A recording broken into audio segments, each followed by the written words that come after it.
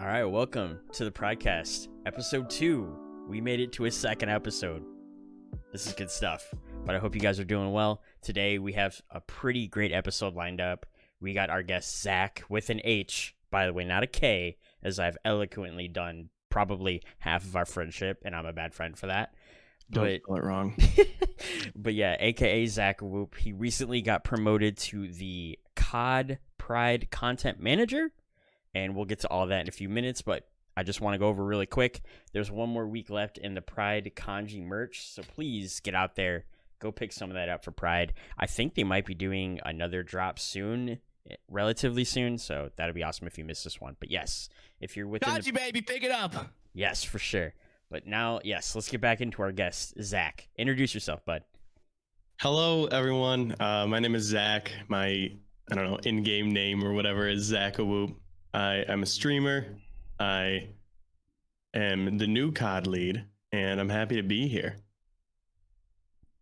So you didn't say e-boy. You didn't. I mean, your No, title. I usually don't. I don't usually include that in my elevator pitch. That's not my. So it's probably a good reason.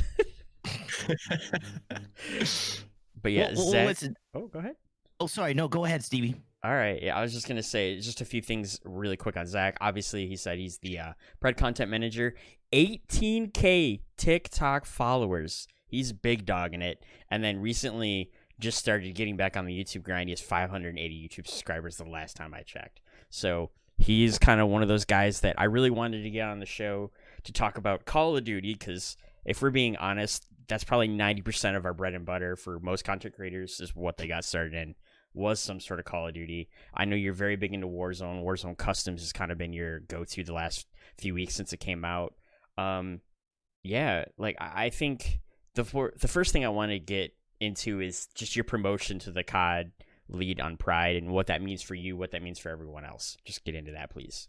Yeah, for sure. So I reached out to Ethan and I was like, hey, I just want to know if there's any openings in management. I'd love to get a bigger part in Pryde.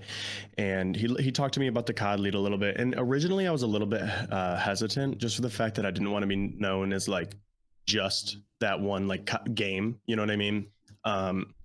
Yes, I play a majority of COD on my channel, but I still consider myself a variety streamer, right? But I saw it more so as an opportunity to really kind of step up in Pryde and make sure that I'm getting involved in stuff. And so far it's been good. We've made a couple amazing recruits. Some of the people that we've recruited are super cracked at the game, super cracked at making content. And I'm so excited to continue on. There's a lot of good grinders, and just got to keep signing more people, kind of keep, figuring stuff out. Well, and that's something you were talking about too with the COD, with the new COD customs for the Battle Royale that came out. Mm-hmm. Talk to me about that, because I actually don't know what that is. And I didn't even know that came out, because I know a lot of people have been doing customs, but I thought it was just my own custom lobby with viewers or whatever. And it seems to be really popular right now. Like talk to me about how you do that and how it's set up and how that works. Yeah, for sure. So basically in game, you can do now a private Warzone custom lobby. So what this means is that, assuming you have the people, you can get 150 people and you can do a full-on game. So that's obviously really good for bigger tournaments, stuff like that. But you can also do, for smaller streamers, it's really nice because Warzone recently came out with something called Mini Royale, which is basically just a version that caps at 78 players, and you can start it with 24. So being able to play with a smaller community is a super cool aspect, and I think that's going to be a really, really big thing going forward, is the community games. When you think of games like Fortnite, think about how many streamers hosted box fights and build battles and what were they called, storm chasing, I don't know, Storm Wars, sure, something like that. That grew a lot of creators to be able to involve their community more, because especially for something like Warzone, where the max amount of players is 4, bringing in viewers to that, depending on how many viewers you have, is super, super difficult, because, you get into the game, it could either be a 30-minute game or it can be a 1-minute game. And the only thing that decides that is whether or not you guys, get killed. And so this is a way that every viewer can be engaged the entire time, because even if you die, you know who killed you and you want to spectate and you want to have fun. So I think it's a really cool opportunity for a lot of Warzone content creators to really involve their communities and stuff. Well, it also diversifies the content. Oh, yeah. I mean, it adds a new dynamic feel to what is, battle royale, which battle royales are dynamic and they're cool and they're fun. But with everything, the more you do it, the less fun it's going to be, or the less dynamic it will feel because you're kind of used to it at this point. So adding some sort of variety and adding some sort of like customizability to a custom game mode like that is so amazing. And and like I'm curious to know, how does that work? Like, does it condense the zone and like depending on how many people, and does the zone change, or is it always like, can you choose where it is? Because if so, that's kind of game breaking. You can't choose like where the zone is, but for like mini royale, it starts at a smaller zone in general. But other than that, there's no like customizability with that. But another thing is that like it really opens the door for like creative content as well. I know I've seen a lot of TikToks. There's one guy, his name is Burger. He like hosted a stream where he set out to become the richest man in Warzone, right? Like all of his viewers came in, they got as much money and they all dropped it for him. Another guy is doing like Fight Club. So everyone's lining in a circle and people punching each other in a circle, 1v1. So there's a lot of like different cool things that you can do in this that'll be really, really good for content. And I'm excited to see what people do with it. I think that's really big for me too, as somebody who grew up playing Halo. And like all the custom games Halo had, like, Cops and Robbers and Griffball and all the crazy games. Like 90% of Halo was all the creative community games that came out. And I'm really excited to see COD even buying into that. Back in the day when I would play Black Ops 2, we would play like Michael Myers and all these goofy games. And like that's where 90% of like back then, we didn't know it, but like that could have been incredible content we were making. Like even some of my videos that I've had on YouTube that have done the best have been like custom lobby games where we do like suppressed sniper rifle iron sights and like just goofy stuff. And that's the thing, is like not a lot of people just want to watch you play like team deathmatch over and over and over again. Like the market is so saturated with content about like what is the best loadout in Warzone, like blah blah blah blah blah, how to win Warzone. But now you can really do some creative stuff and make it entertaining. Well, the worst part about that though is those for when you're a content creator and you're thinking about views.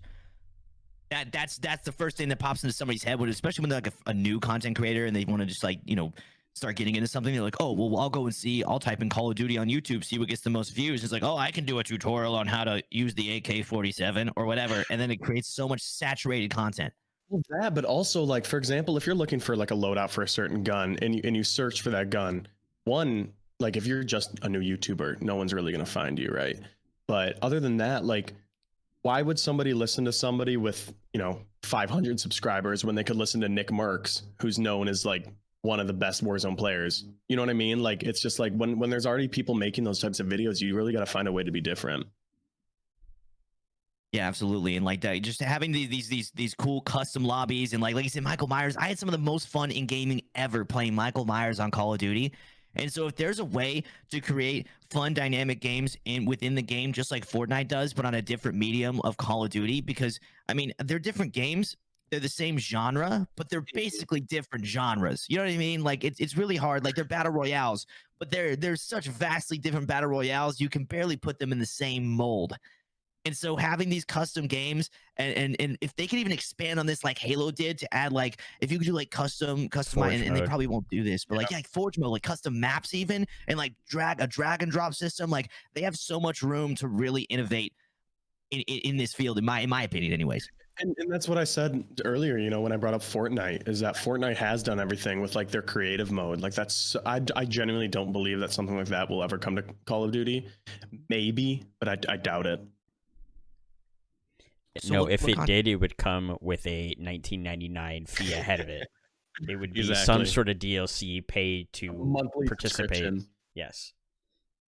Yeah, it's difficult now with especially like companies' integrities and how much microtransactions are. And I mean, and to segue just for a quick second, we can go back. Can you just fathom how much money people spend on skins?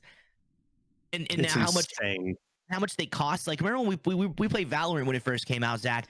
And the skins they were so stupid expensive And to think of the money spent by some people on some of those skins is ridiculous. And now they realize what that market is, and they're just capitalizing on it so hard. Oh, 100%. And I think one of the first games that really capitalized on that was League of Legends. Like nowadays, there's over 150 champions. You don't just play one champion unless you're a one trick and you want to, you know what I mean? Like there's just cosmetics are so important. Do you have to buy all the champions, or do you get to like level up and get them?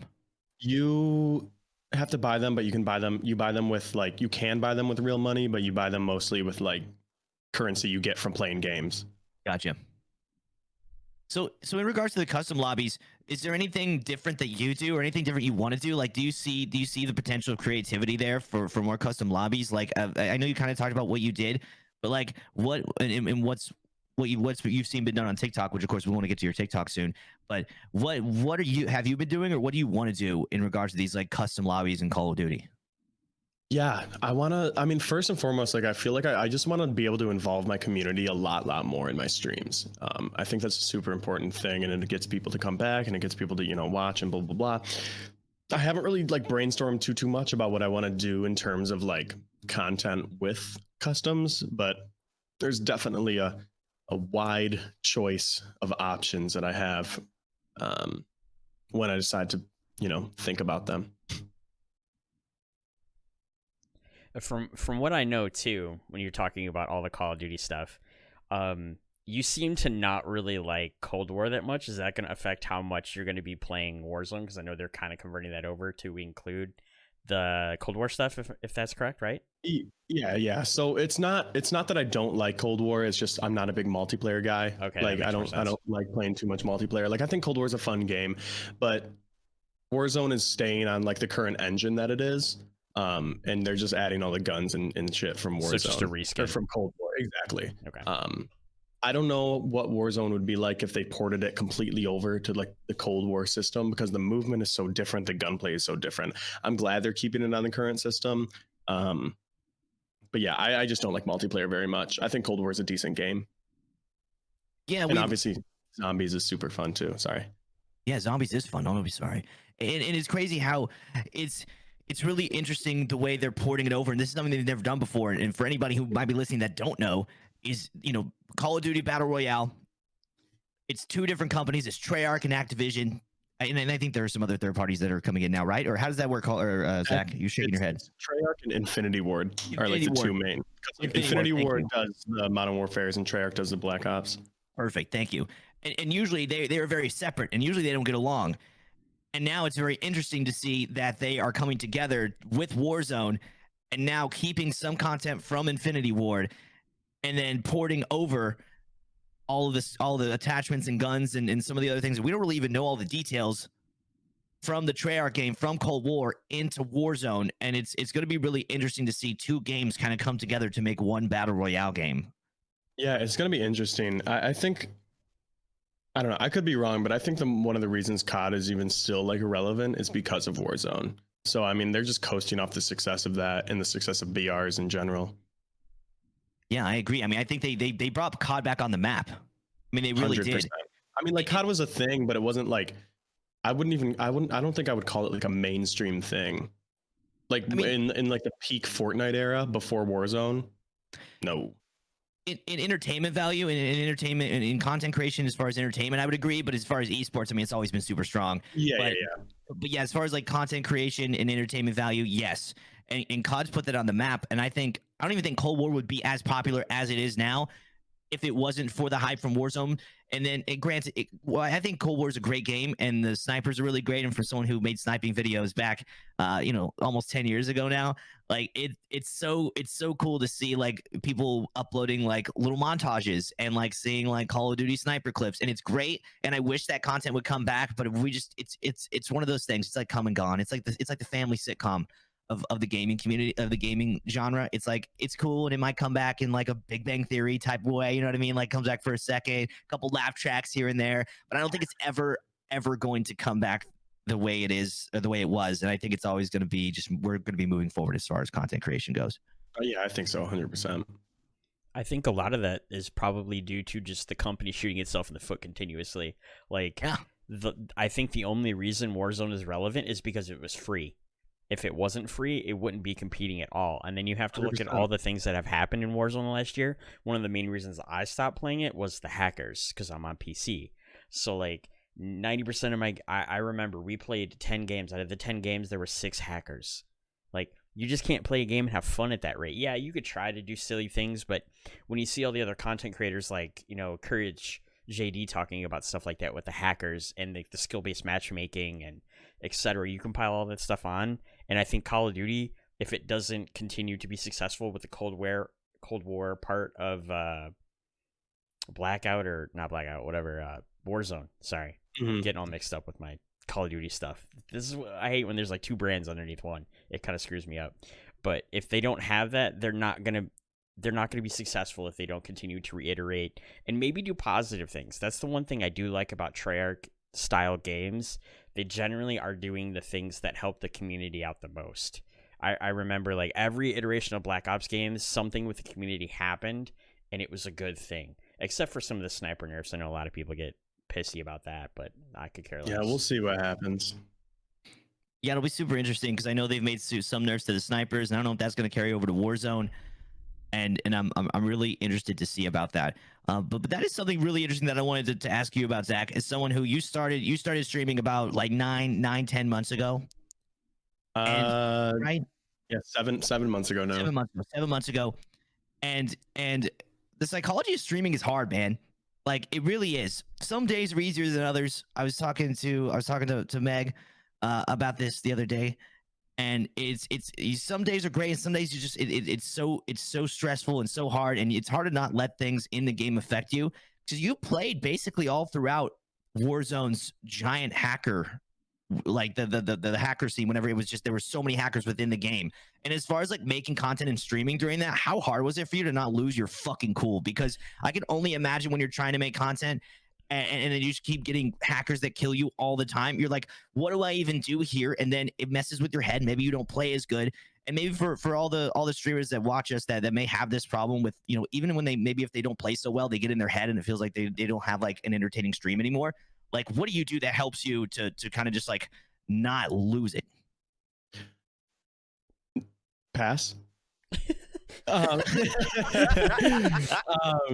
it's like, I feel like hackers aren't even the biggest. Like, yes, hacking is a problem, obviously. Like, it's crazy to me that one of the biggest games in the world doesn't have an anti-cheat system, but I actually genuinely like think it's kind of funny when someone kills me that's hacking. I don't know why. Like, I think that like gets everybody like, oh shit, it's a fucking like blah blah blah. But mostly what pisses me off about Warzone is just like how people play. Like, I'm so sick of campers and blah blah blah blah blah. So yeah, so I do die a lot, but I think that for me personally, like, I'm not, like, no one goes on Twitch to watch me and they're like, wow, he's such a good player, So being able to kind of react to like those silly moments, I enjoy. I'd prefer to win, don't get me wrong, but it doesn't always happen. Yeah, absolutely. And that's what's a really important mindset. I think that's something that whenever I first started streaming, or even before I started streaming, I had to think about that, because everybody likes to win, and like having that mindset of, even if you're getting your ass kicked, even if you feel like you're not providing the best content, not getting in your head about it, and just trying to spin that situation into something positive. And that's something I see a lot of streamers have issues with. Like, a lot of people whose streams I'll just pop into and I won't follow because of that exact situation. And this happens a lot with respawn game mode, like normal Call of Duty multiplayer that's not battle royale. It's just like this kind of like spawn die, and then people kind of get frustrated, upset. Instead of like maybe just goofing around with chat, maybe memeing on the situation, they will just start talking about how terrible they're playing, or be mad, or like start talking shit about like how this person is playing. And you can make jokes about it. Like, I'm sure you make jokes about this person camping and sitting in a corner, but it does get to the point where you're like, okay, this guy's he's just like complaining all the time, and Yeah. that's not entertaining, and nobody wants to watch that. Yeah, I agree. And I think it's actually kind of like taught me a little bit of a lesson too, because I've always been like a pretty competitive person. And I've always get like upset if I, lose or mess up or blah, blah, blah. And streaming and like dying a lot is kind of teaching me to be more like kind-hearted. Because if you're sitting there on stream and you're dying a lot in whatever game you're playing, or you're doing bad in whatever game you're playing, and you can like physically and visually tell that their mood is like different, that just like, you just like don't want to watch someone that's sad You know what I mean? Like you just don't. Someone about the game. I mean, like, yeah.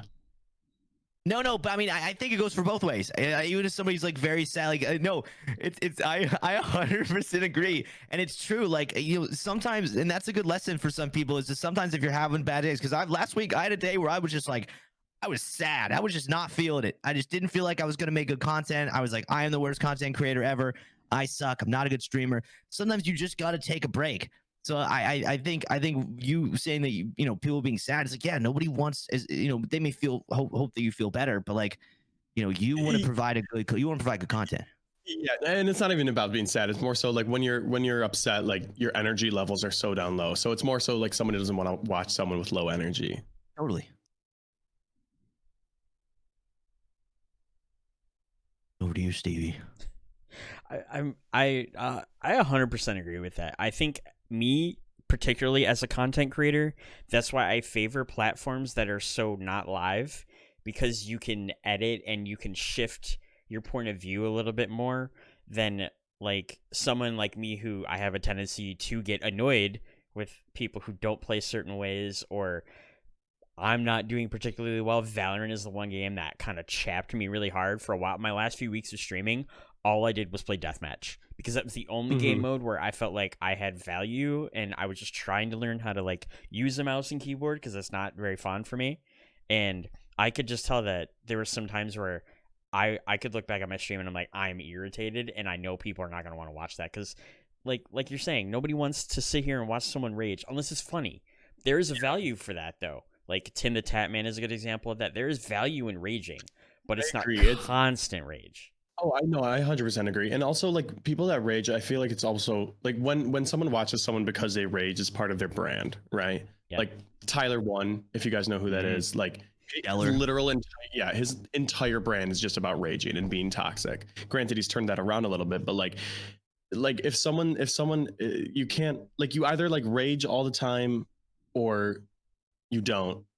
Wait, did that make sense? You don't, do you kind of see what I'm saying? There's either one side or another. Yeah. If you're trying to be on both like spectrums of like being a funny rager but also being like a really wholesome nice person, like it's just like, I don't know. It comes in waves. Balance. Yeah. Yeah, absolutely. And since we're talking about this, we might as well transition over to some other things we wanted to talk about with Call of Duty. Just because I know you're looking for more content creators with COD, and we're kind of curious about what are you looking for?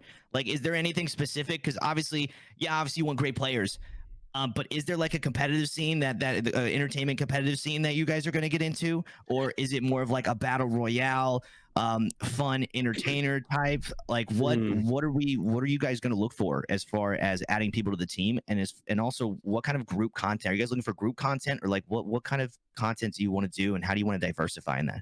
Eventually, we want to do stuff like that. Right now, my main focus is just getting people that make good content and are super passionate about it, right? Like, it doesn't have to be about anything specific. Like, as long as it's COD related, like if there's a zombies content creator, I would love that. You know what I mean? Like, I want it to be more so about the content than I do about the like competitiveness. And don't get me wrong, like we signed Crawler, who's absolutely cracked, but he's also posting, two YouTube videos a week and grinding and playing tournaments and blah, blah, blah, blah.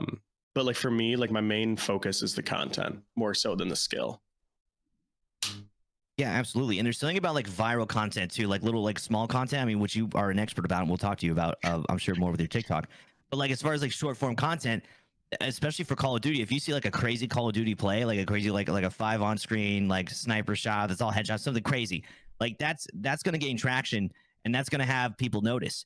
And so like even if it's like a really good player that may not particularly make like a lot of like or stream a lot, but they make decent YouTube videos and they post these crazy clips on Twitter or something, like they hold so much more value, or so they hold just as much value rather as anybody who's streaming. Oh, 100%. And that's the thing. Like I'm not holding it to just streamers either.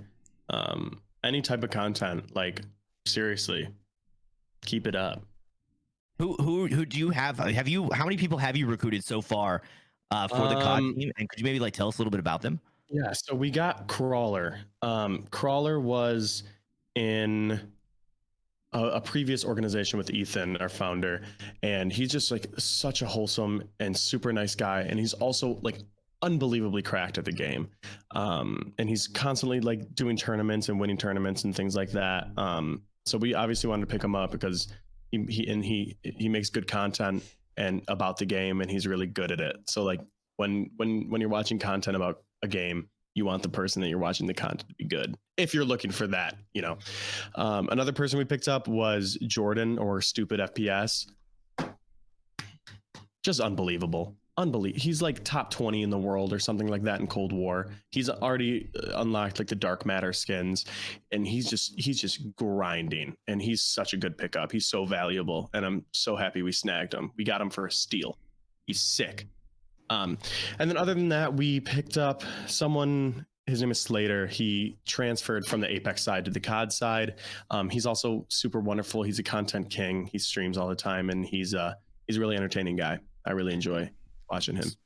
Slater's great, and one thing I want to talk about, because Slater's a very great example for if you guys don't follow Slater on Twitter, you should, because he posts so much content on Twitter, like so many videos, and that's something like I don't post a lot of videos because I notice they don't really do really well, just because, you know, a lot of people scrolling on Twitter, they can't listen to stuff.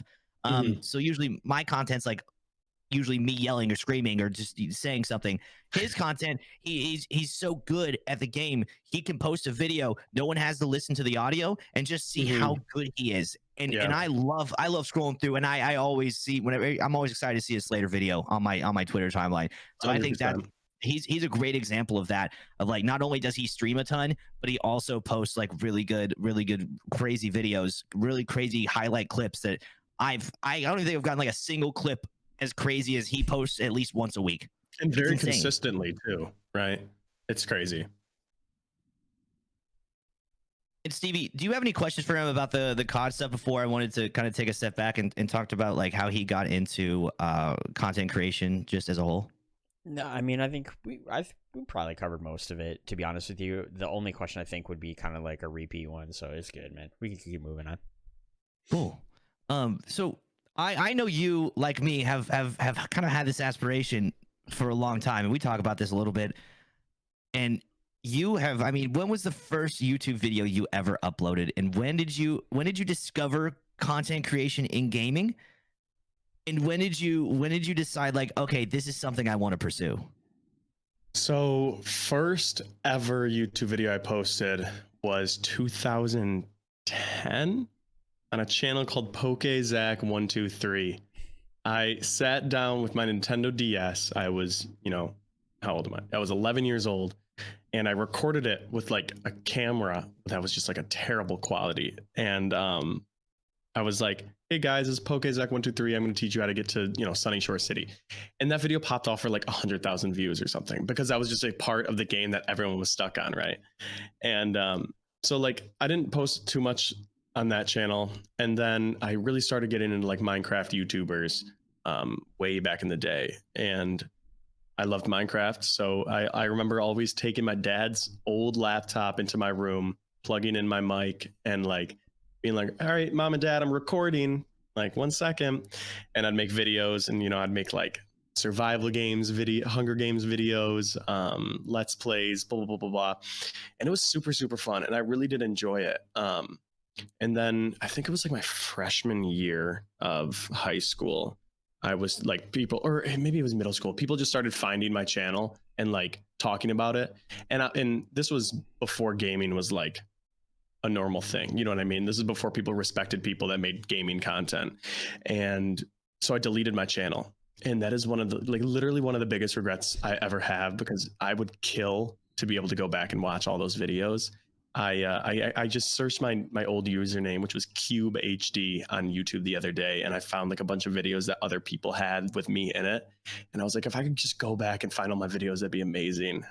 So I deleted that one. And then like a year later, I tried again, and I started making like variety content, like Agario videos and shit like that, just like on indie games. I tried to do like who's a YouTuber that, have you ever heard of the Gaming Lemon? I've heard of him, but I don't know a lot about his stuff. Yeah, he just makes like wacky stuff, highly edited content, and I tried to do that. And then I stopped, and then I went to college. Didn't bring my gaming PC, didn't really do much for 2 years. Then I built another PC, and then I started making like DayZ content. And then it's really, really during like quarantine when I started streaming, and I fell in love with it. Like seriously, it was amazing. It's funny. It's funny how the quarantine has created a lot of streamers. Oh yeah, because I was the same way in a sense where I kind of had a few paths that I wanted to go down. A couple of ways I thought my life would go, a couple of aspirations I had outside of gaming, and quarantine and COVID just put all of that at a halt. Yeah. And then yeah. it was almost like a saving grace for me in this really weird way, to where it created this tunnel vision of like, oh, you can only do this now. And it's like, oh, okay, well, if I can only do this, I'm not gonna not do anything. I'm gonna do this. So let's do it. Yeah. And like I always wanted to start streaming. I just never like actually did it. And during quarantine, I was just like sitting there just fucking playing games all day. And I was like, what? Like, this is such a waste of time. Like, I'm just gonna start streaming and just see what happens. And now, 7 months later, it's a feasible option. You and I played a lot. You and I played a lot at the beginning of quarantine before either of us started streaming. And then I don't know if you met me before or after I was streaming, but you had either met me right when I started streaming again, or even before. It depends on where Valorant's release like fit into that, because that's when we met. Yeah. I remember vividly that we met. You weren't streaming yet, and I remember you were like talking about it. You're like, oh yeah, I'm thinking about streaming. It'd be kind of cool. And I was like, yeah, like why not? Just do it. Yeah. Just do it. And thankfully you did, because I mean the amount of success that you have accumulated over the past 7 months of streaming is really unprecedented. And literally like unreal. It is. It's crazy, and it's awesome, and it's cool to see your friends just be able to like pole vault up like they have been. And you could argue that was kickstarted with TikTok. 100%. You can't even argue that. Like 100%. And so I think it's a great segue to talk about TikTok and how you kind of decided to start going about it, because TikTok is obviously this new avenue where people are seeing a lot of traction to their streams. They're seeing a lot of potential to create this content that really brings in legitimately like a loyal fan base, a younger fan base generally, but like a very loyal fan base. So talk to me about like how you kind of went about that, how you started off, and how you feel like your content is, and like maybe talk about how you want to actually make your content in the future, and if you want to change and adapt to where it is now, because TikTok is drastically changing. So I'm trying to think. I hated TikTok. I like absolutely hated it. Like even in like I started making TikToks, I think in like early June. And like up until then, I fucking hated it. It was terrible. I thought it was the worst thing in the world. And then my girlfriend downloaded it, and we started like watching it every once in a while together. And I was like, okay, like the content on this is actually like pretty funny. And that was before I even like saw gaming content on TikTok. So I downloaded it and I started doing some stuff and just like posting like funny skits. Like it wasn't even for my stream at first. And that was on a different account. And then I started seeing people on my For You page coming up about like your setup and streamer tips and gaming and blah, blah, blah, blah, blah. And I was like, oh shit, there's an actual opportunity here. I saw this one guy, his name was Low. He's in the top 20 of Phase 5 now. And he went from 3 average viewers, and now he's averaging like 700. Like absolutely insane. And the thing about TikTok is that social media has really made people's attention spans go down the toilet, right? Like even when you're scrolling through TikTok or something, you see a 1-minute video, you're like, oh, that's pushing it, Like what? Like if that's the case, like why would anybody watch through a full YouTube video, right? So I'm looking at this and I see that TikTok, one is short form content, which is super, super good, especially for something like this. 2, the algorithm on TikTok is very, very helpful for like new accounts. Like a new account can blow up just as big on a TikTok as, an account with 1 million followers. So I took advantage of this and I started making content, and my first few TikToks like got like, 500 views or whatever. Like a few people saw them, but it didn't really blow up. And then I got my first ever viewer from TikTok that came to my stream. And the first thing he did was use his like Twitch Prime on me. And it was like, I had this big reaction, like, oh my God. And I made a TikTok about that, and that blew up. And then that's like what kickstarted everything. And people that saw that TikTok are still like watching my streams consistently today. And it's funny because I remember when you posted this TikTok and you were like, this TikTok is so cringe. Like it's you were yourself were like, this is so bad. And then you're like, and then you saw it blow up and you're like, oh my God, like this works. It works. Yeah. It works. And with like TikTok, do you feel that there's some sort of like, do you have any sort of like integrity of content? Because there are a lot of people who make TikToks that you can tell that it's clearly for like, oh, you're trying to fish views with some of these. And I don't think your TikTok particularly does that, but I think there are some TikToks that do. And like, how do you feel as far as those types of TikToks? And what do you want to try to diversify the content on TikTok a little more? And do you go more highlights, or like, what do you do with your content there for people who may not have seen it yet? Yeah. So half of like streamer TikTok is just like, oh no, I have 0 viewers, come watch me. No one wants like pity followers. You know what I mean? Like no one wants someone that goes to their Twitch and follows just to be like, oh, this will support them, but never comes to the channel. And I got some really, really good advice, like probably a few weeks ago now, from Stanman34. He's a big Warzone guy. He just played with Tim, like he's popping off right now. And he basically so funny, by the way. Oh yeah, he's so funny. He's hilarious. And I asked him, I was like, what, like, how do you? Because there's a difference between TikTok content and content that brings people to your stream, right? Like there's things that appeal to the algorithm, and people are like, oh, haha, this TikTok account is funny, but I don't give a shit about anything else he does. But then there's content that builds your personality, builds your brand, where people are like, oh, I'm going to go to this Twitch because I want to see more of this guy. You know what I mean? And I've been trying to shy away a lot from the more like algorithm-y posts, if that makes sense. Recently, I've been trying to make more posts that showcase like what happens in my stream, like my brand in general. And so far that's been like super fun. Like editing, I love editing TikToks. It is so fun because you have to make it like as entertaining as you can in a minute or less.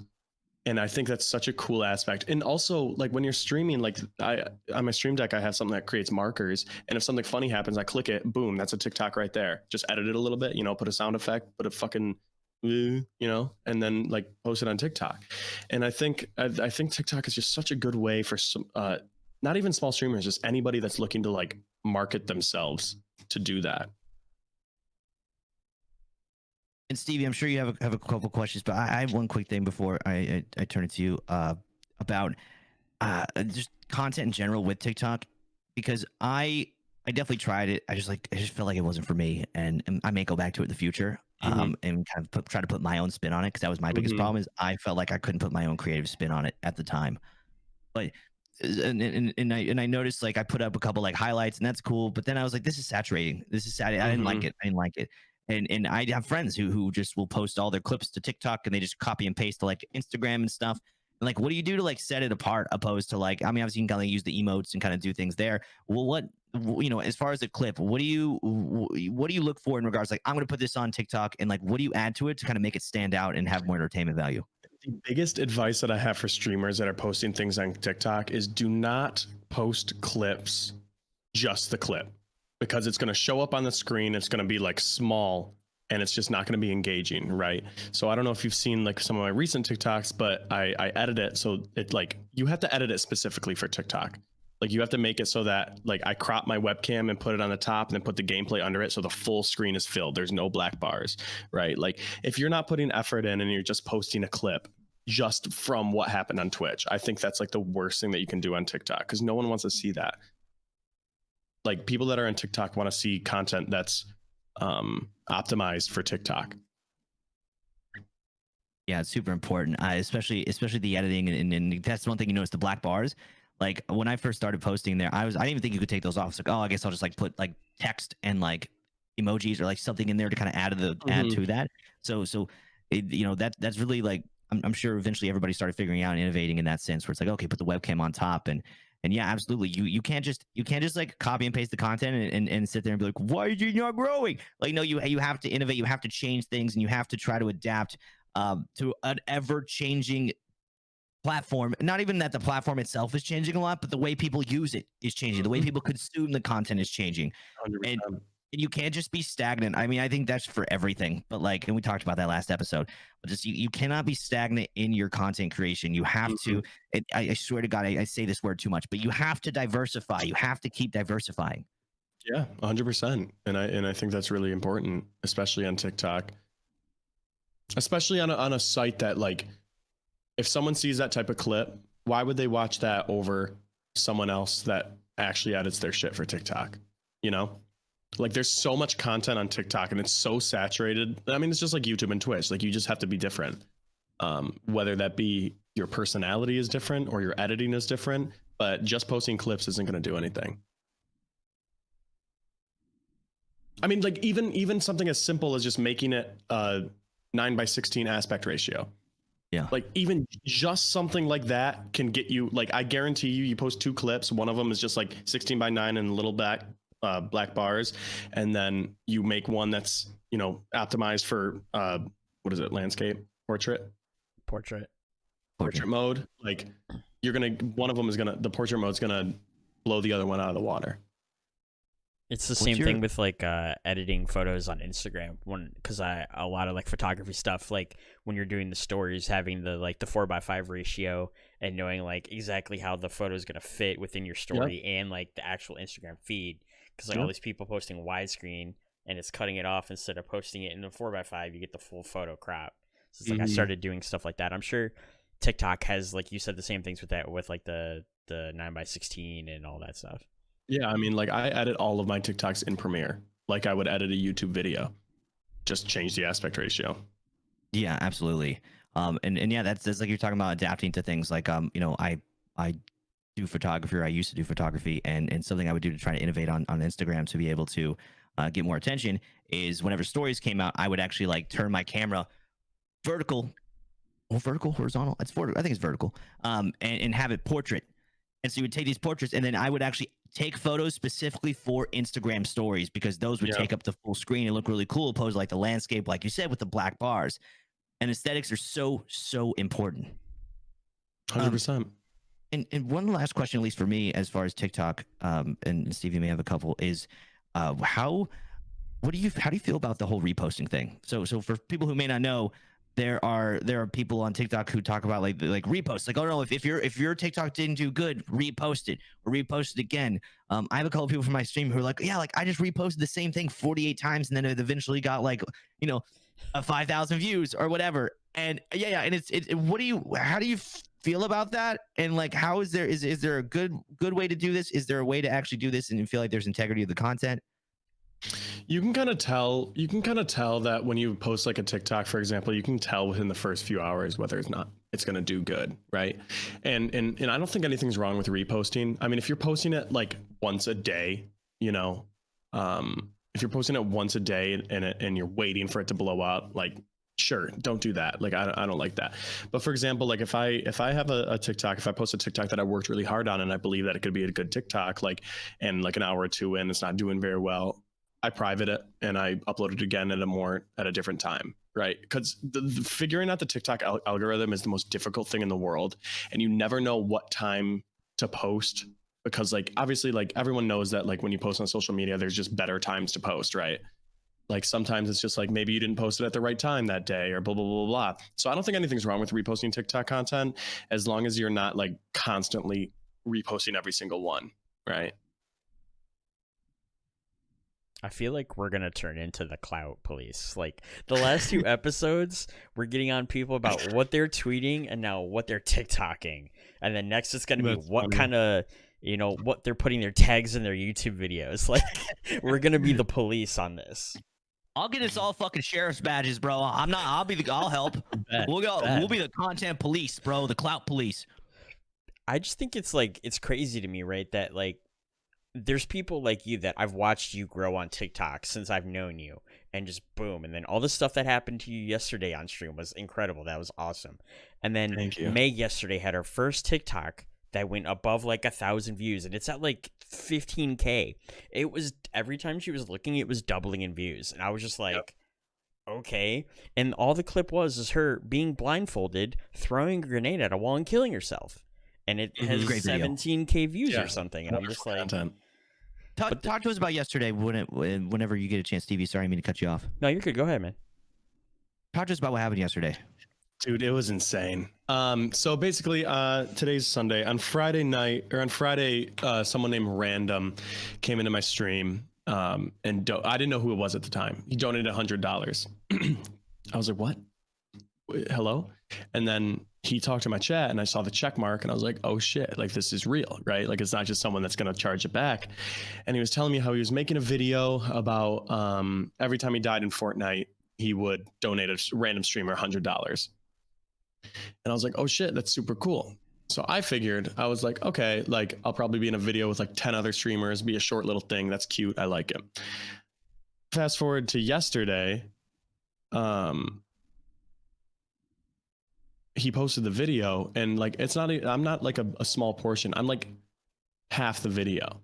And like, I'm the first streamer there's only 2 streamers. I'm the first one. And like, he put like emotional music over it, and he started like, he teared up a little bit while I was talking, and like he was telling how he's like saw a lot of him and me and blah blah blah, because like it really resonated.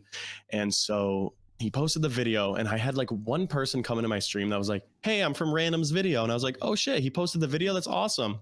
By the way, he has over 3 million subscribers on YouTube. Like he's huge. He's the owner of 1%, if you know what that is. Like he's big. And I was like, oh shit, that's super cool, like I'll go check it out. So I went, and I was like, I was the thumbnail, and I was like, what? Like I was the thumbnail, and I was like, okay. And so I like clicked on it, and he only donated to 2 streamers, and mine was just like super like, you know, wholesome, blah blah blah, because I'm a little bitch. And so then like a few more people came in, trickled in from like the first few people that saw his video, and then he tweeted my stream out and was like, hey, this is the guy that I donated on my last video. I'm in here. Come hang out.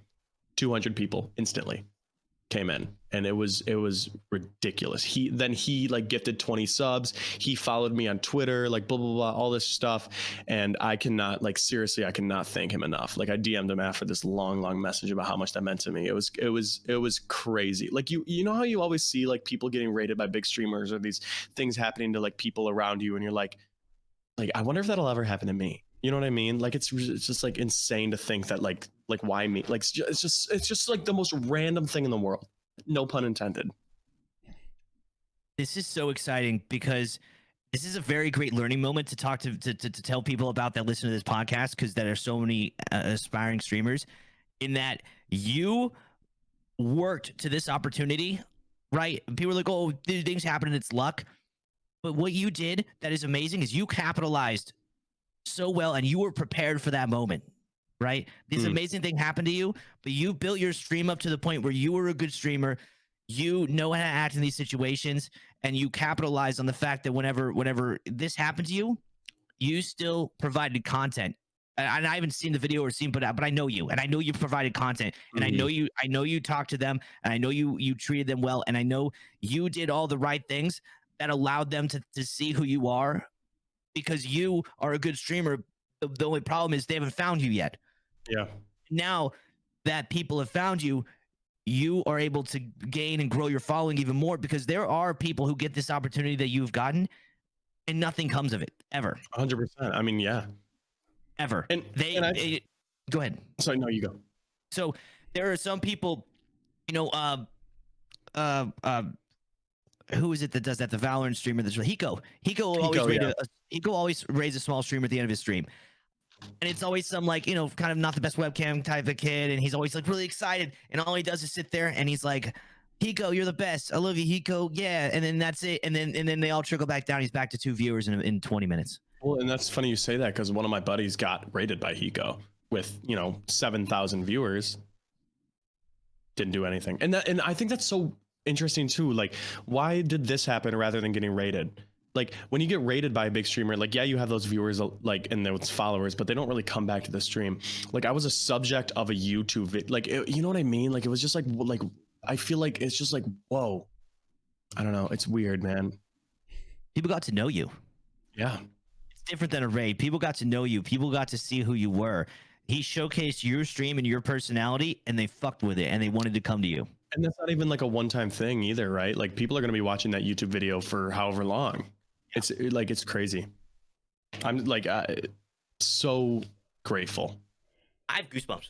I literally, I don't know if you can see, like legitimately, I have goosebumps right now. Just like hearing you talk about it and like the whole everything, like it's crazy, and it's so awesome. And it couldn't have happened to anyone better who I know and respect, that I know would capitalize on the content and capitalize on it, and it's just amazing. I'm kind of at a loss for words. I'm really happy for you.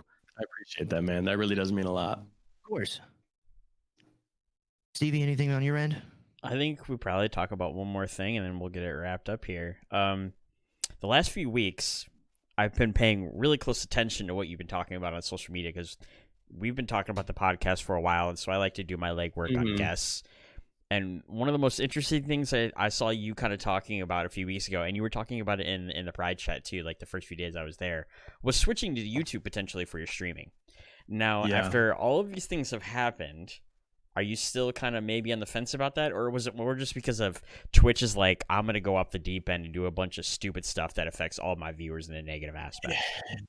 Do you guys watch Devin Nash? Yes. You know who that is? Yes. Of course. Everybody watches Devin Nash and then hides under a desk with their tinfoil hats, and they're like, "What are we gonna do?" Like everybody gets scared, and that's not degrading his content. His content is great, but it'll scare the shit out of you if you're a content creator. He is a unbelievably intelligent man, and I've been watching a ton of his content, and it's really just like shown me the scope of like how fucked Twitch is, how like completely backwards this company is. It is insane to me. Like the fact that like they could have done stuff about DMCA, but they're just too lazy. You know what I mean? Like he was talking about how like when all this stuff happens, there's larger creators that are refusing to delete all their content, like Nick Merckx and XQC. These music industries are ruthless. Like I don't think people understand. Like people don't understand. Like these guys will do anything for money. They will sue Nick Merckx or XQC individually if they need to, and they will win, because like what they are doing is technically against the law. You know, they want their money. Because when you think about it, when you're listening to Spotify, let's say you play like a Justin Bieber song, that's when Nick Merckx is listening to it on his computer, it's one play. But if he's listening to it, so are 40,000 other people, which means there's a monetary value to those 399,999 people that have it, that the music industry isn't seeing. And the fact that Twitch is doing nothing to protect their creators is so like saddening and disheartening. I don't actually think that I would switch to YouTube. It was just kind of a spur of the moment thing. But like regardless of that, Twitch is just absolutely like ridiculous.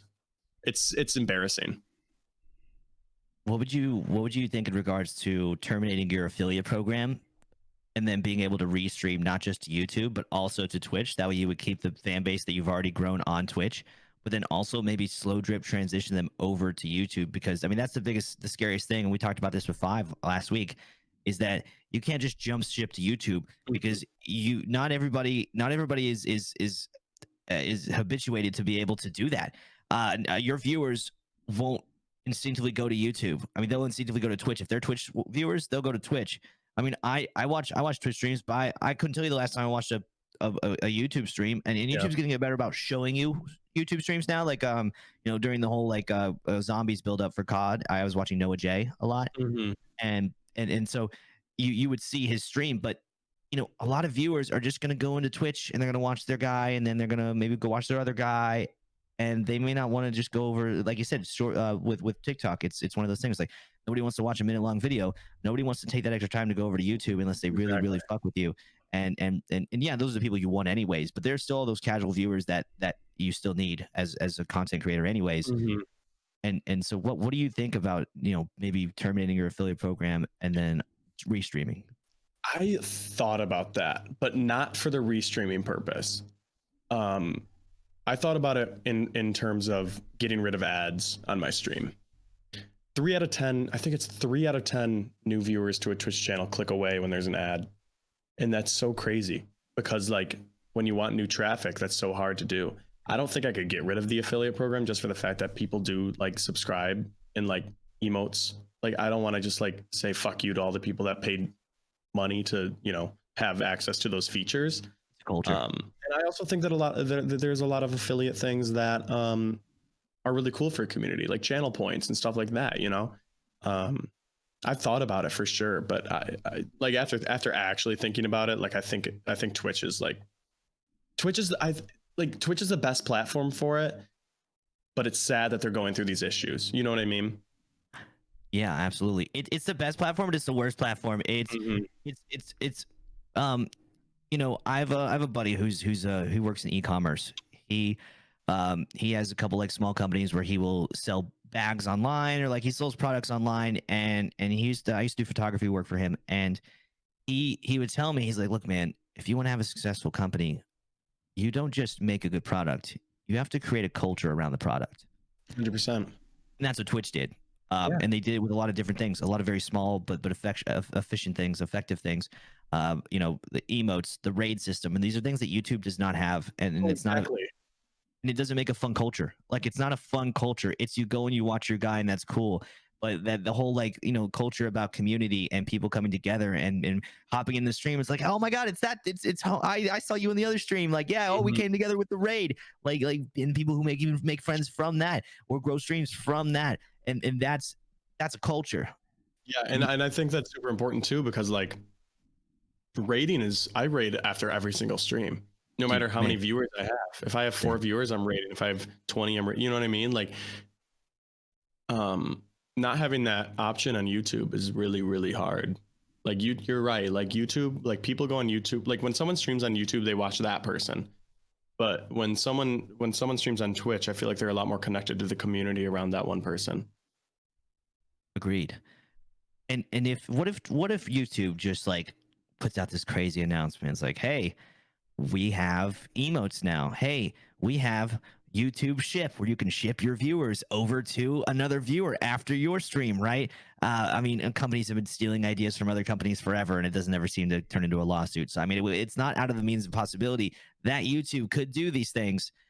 And if they did, it would be groundbreaking is one word, because what Twitch did with it was groundbreaking, but it would be game changing in the scene. Would you consider switching? 100%. Yeah. 100%. I think YouTube. Sorry. Shut up, Alexa. I don't think that YouTube. I don't know. I would also like to see like a purely, and I don't know if YouTube Gaming does this. I haven't looked at it too much, but I haven't seen like a purely streaming side of YouTube. You know what I mean? Like if you could go to an area where you can browse streams, that if they added emotes, raids, you know, all the cool features that Twitch has, and had a streaming like landing page, I'd probably move. If there is one, it's impossible to find. Like it's super hard to find. They need to make it not only available, but very easy, in like a tab at the top right, like streams. And even if, and look, we know YouTube's not just gaming. Maybe you have a YouTube gaming section to have streams. Even if the streams are mixed in with Susie Homemaker making a fucking pie, but then also gaming, like I'm cool with that too. Like there's room for the space for everybody. If they have any sort of like, you know, like YouTube has with your sections of like IRL or cooking or whatever. Like I think it's still viable. Well, and also with that being said, like assuming Twitch, if they fix everything and get their shit together, then I won't switch. Or if I'm, you know, successful on Twitch, I probably won't switch. Unless I'm getting an exclusivity contract, YouTube hit me up. You know? I think that's one of the biggest things too that we've been talking about as a consistent theme of these podcasts is like, it's really great that you have your main platform, but don't all like one basket. Like have a little bit of diversity, have that little bit of nuance maybe somewhere else, that like if something does happen, you've started to build the building blocks somewhere else where like your transition might not be as difficult. Like all the things that you guys are saying about like YouTube make a lot of sense. And like the funny thing is, like the landing page is Facebook Gaming has its own streaming landing page. It's literally on the app. It is the second button to the left of the home button. Like you hit it, your streams right there.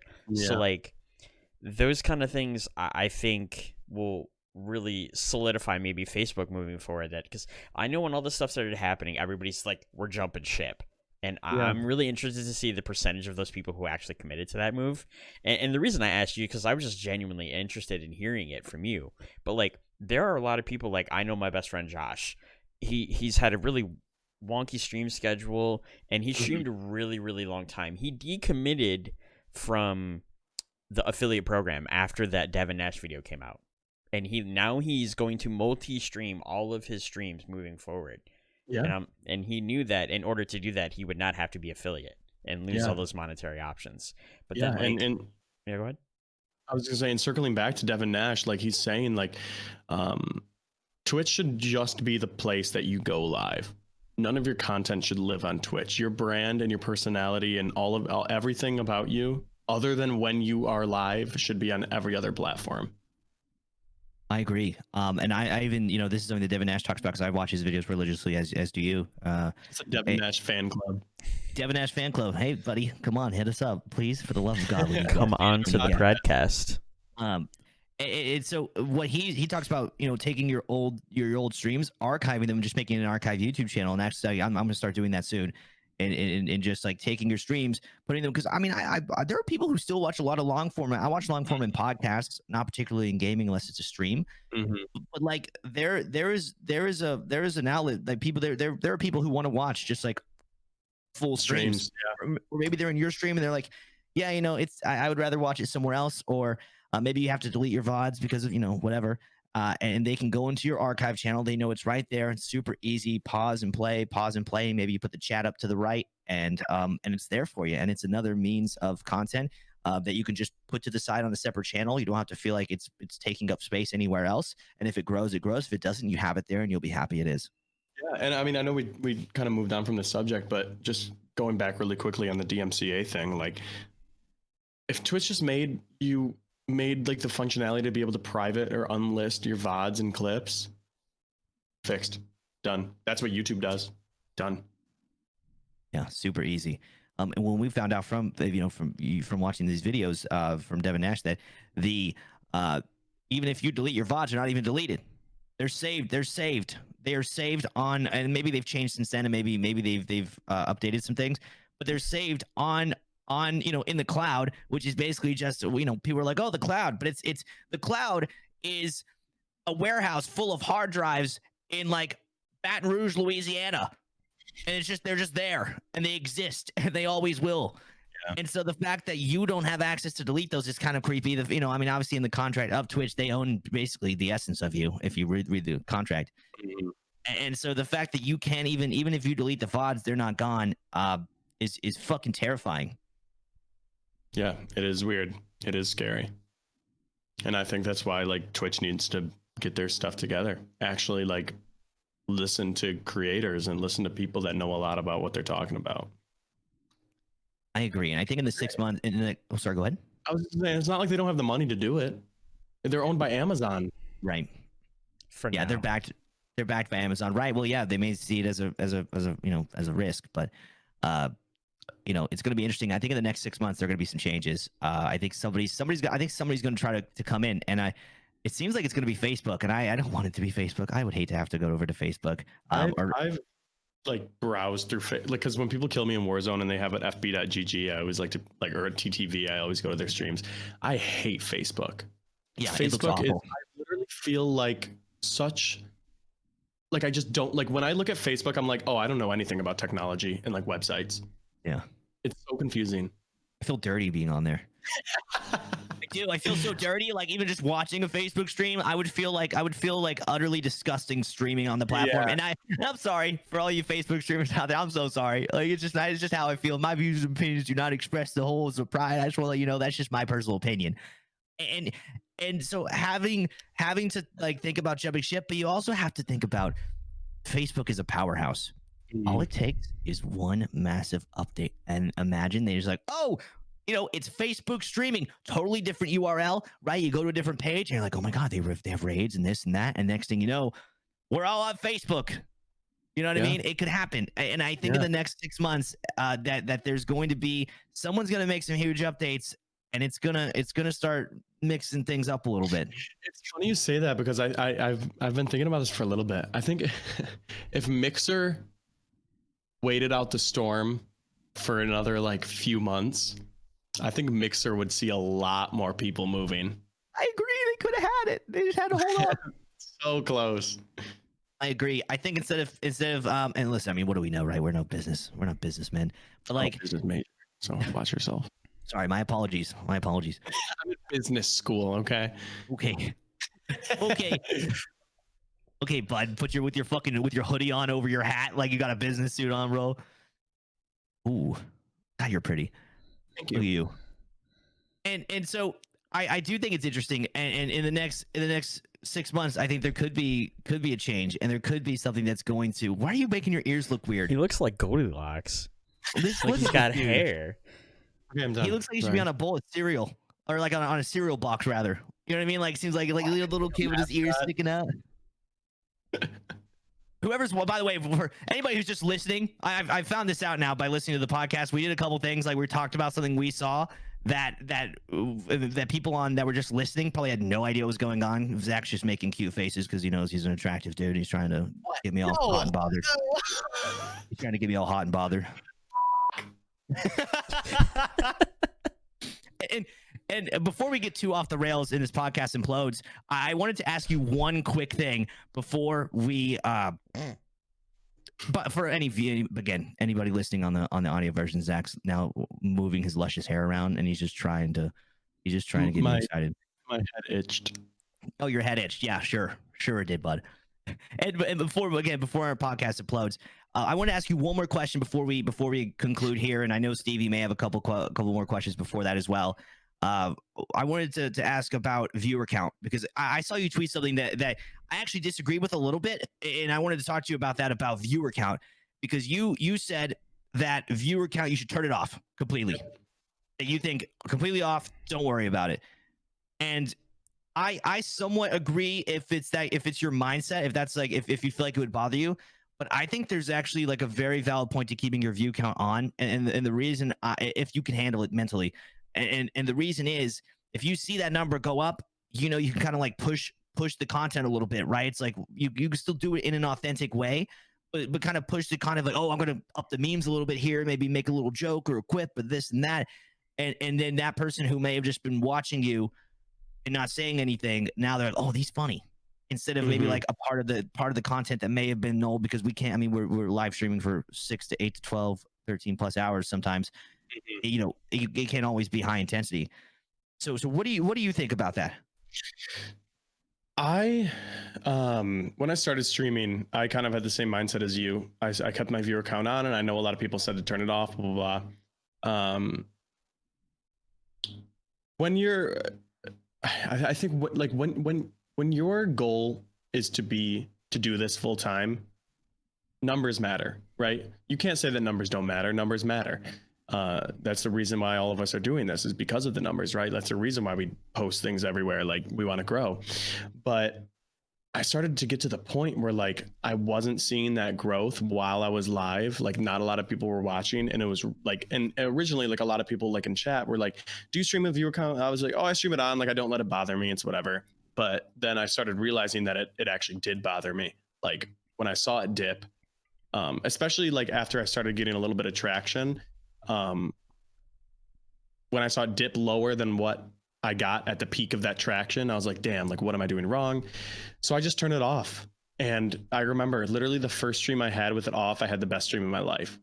Like, it was just so enjoyable. And I think like you bring up a good point with like being able to like entertain, like when you see that, kind of amp it up a little bit to try to retain those viewers. But I'm trying to train myself so that like every moment of a stream is like that. You know what I mean? Like, I don't know. It just gave me a lot of peace of mind to not necessarily worry about the numbers. Like, when I'm live, when I'm like actually live doing, like actually streaming and like being entertaining, the last thing I want to worry about is the numbers. I can worry about numbers off stream after it when I check my averages, you know? Yeah, I 100% agree. I 100% agree with that. I think as a smaller streamer, I think the numbers matter more than when you start to grow a little more. In a sense to where if you have 0 and you go up to 1, you're like, that could be your dude, that could be your 1, that could be your regular that starts to come in more. But I do think once you start to get kind of that initial bit of growth, that it'll really fuck with you, because you know like you said, maybe you'll have days where you're like, man, I averaged 20 viewers today, and I was like really good. And then the next week you average, or the next day you average like 7. You're like, it really messes with your head. I mean, yeah, and you got to understand, like you have fans, but they have things to do, and maybe they all had certain things to do that day, or maybe there were other places, or there's always reasons. It's not like again, it's not to your worth, and I think it's hard for a lot of people to kind of step away and take a step back and understand that, opposed to just thinking, what am I doing wrong that they didn't want to watch me today? So I think again, for people who kind of let that affect them, or people who that it does bother, I think it's really important. And I will turn it off sometimes. I'm not like the person who's like, keep it on all the time, because we're not all, everybody's inconsistent as far as how they feel some days. And some days it stresses me out more than others, and when it does, I'll usually turn it off, and I'll just vibe and chill and play things I want to play. But then I do think there is a place for a certain amount of growth if you keep it on. But I agree, I totally agree with your stance. Totally. I mean, it's not like it's like a super like important thing. Like, you can be successful either way. It's just, I guess it's just personal preference at that point, right? Yeah, 100%. I think it's all too with like your mentality of how you handle the adversity or non-adversity of the situation that's happening. Like, for instance, Meg, like she had a really good stream on Thursday, and like we were talking about it. Then the next day, not as good of a stream, and she was really struggling with it, and she's like, I just don't have the following I think I should. And this is crazy coming from someone I like. I mean, that's my significant other, but at the same time, I admire what they've done in 6 months of streaming. Like, I have not seen anyone do what she's doing, and she still even has that moment of like humanity and like down to earth, being like, I don't think I'm where I need to be yet. And like, that's what I said to her. I'm like, well, did you have your viewer count on? Because then you would have seen all these people not there. And she said, yeah, that's how I knew. And I'm like, well, that affected your stream. And she ended stream like an hour early because she just didn't want to do it anymore. And I'm like, yeah, go ahead. I was just say, yeah, I totally agree with that. Yeah, and you can also do the same thing off stream and analytics. It's not just when you're live. You can really get in your head about some analytics, even on YouTube or anything else. Like, I think analytics are important. If you can take a look at analytics and maybe try to decipher them and understand what you might want to do better next time, that's great. I think it's important, even if it hurts sometimes. But also, you don't want to live in the analytics page, and you don't want to let it consume you, because it can and it will. Mm-hmm. I agree. But I think, like, for example, like with me, like, sure, like every once in a while, yeah, I'll look at my stream summary and I'll be like, damn, but I want to save that, like, that reaction to off stream. Yeah. When it can also have a positive effect. I've had days where I'm like, my stream fucking sucked. It was bad. It was terrible. And then I go to my stream summary and I'm like, this is like a really good stream. Yeah. On paper, this was great. I don't know why I'm like a lot of lurkers today. Right, or like 28 followers. What? It's like weird, like crazy thing, like days that you're like, how did I get so many followers when I felt like it was a terrible stream? Or maybe you just thought you weren't playing good, or then maybe thought you weren't as funny as you normally were, like little things like that. So I mean, it goes both ways. It's a powerful tool to be used, but not abused. Totally, 100%. Well, cool, man. Anything else on your end, Stevie, before we conclude here? I think that was pretty much it. That was a good place to end it and wrap it up. Like, a lot of good points were covered today. We talked about TikTok, which is like my least known about thing, and I feel a little bit more educated about it myself, which makes me maybe want to dabble in some of it too. Because like I said, I've thought about coming back to streaming, because I kind of on permanent hiatus because of surgeries and stuff, and I knew I wouldn't have time. But now I've just had a different look on things, especially talking to you guys, talking to Five. Like, just get a little bit different perspective on stuff to maybe get back into it with a better mental about it, for sure. And if I could say anything about that, like, no offense to you guys, but I think any streamer that's not on TikTok is missing out. Like, that's fair. Like, when I told you about that random guy that is super big, he gave me some advice last night in the DMs, and he said, make sure you're like taking advantage of all socials, and he put 2 in all caps, especially TikTok.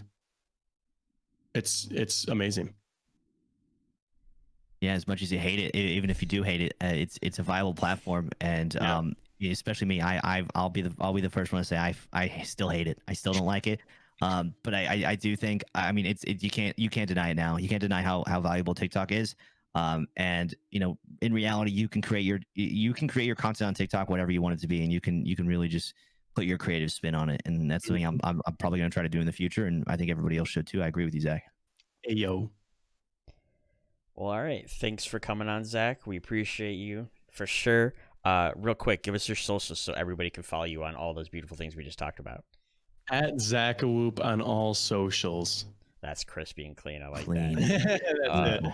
Yeah, and do me a favor, guys. If you're listening right now, whatever you're listening on, if it's YouTube, if it's Spotify, Apple Podcasts, go down, leave a comment or a rating, and let us know how we're doing. We take the feedback. We want to continue to make this podcast grow. Feedback is inevitable, and it's something we really do need. Our last episode, we got a ton of feedback about a lot of things, and I really appreciate that. So make sure, like I said, you guys are doing that. Make sure you're following the Pryde YouTube account, or subscribe to the Pryde YouTube account, and then follow us on Spotify. Follow the Pryde Twitter at GGPryde, and then also we have our own Twitter for the PrydeCast at PrydeCast. And then Tyler, we need a jingle. Yeah, we do. I need to be able to press a button and it just a spiel, but we'll get there. And listen as well. The reviews are really important, and they help us out. So we might even do a thing where we read out some reviews. Like if you do some funny, witty reviews, maybe we'll have a segment where we can read it out on stream, or maybe some added content with that. I think that may be something we'd be wanting to do. So please leave us a review. We'd really appreciate it. Mwah. But yeah, thank you guys so much. We will see you hopefully in the next few weeks. I know with the holidays, some things might get a little tilted around, but I'm thinking our next guest is probably going to be Ethan, one of the owners of Pryde. So that's just a heads up for now. I've had that one in the books for a while. But yeah, and then we'll figure it out from there. But I'm pretty sure he's probably going to be our next guest. I'm pretty confident in saying that one today. So, but yeah, thank you guys so much. And we'll see you guys next week, hopefully. See you. Ow! Ow! Ow!